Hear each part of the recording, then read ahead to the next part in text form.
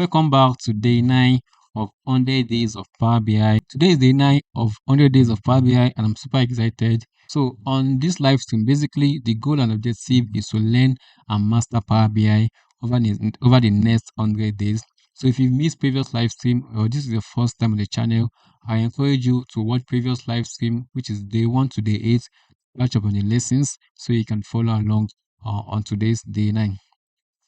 Also, the data sets, exercise files, and everything you need to follow along and learn with me will be linked below under the YouTube description. Do make sure to check it out and download it. Without further ado, let's jump back to learning.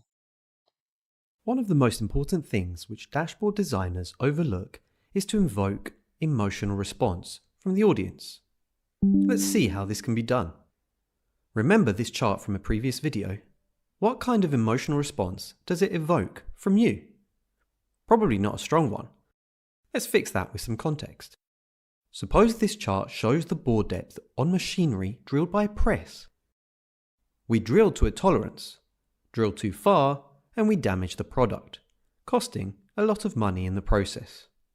You are responsible for managing this piece of machinery, watching for and limiting the cost of failure. With this context in mind, we can see the importance of this chart. Let's look at two specific emotions, happiness and anger. Users are happy because everything looks fine. The sales pipeline is full of great prospects. The machinery is in top order, or we have the best players in the league.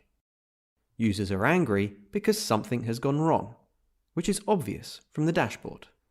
Happy users don't always need to act, which makes them even happier. Angry users are angry in part because they now need to do something.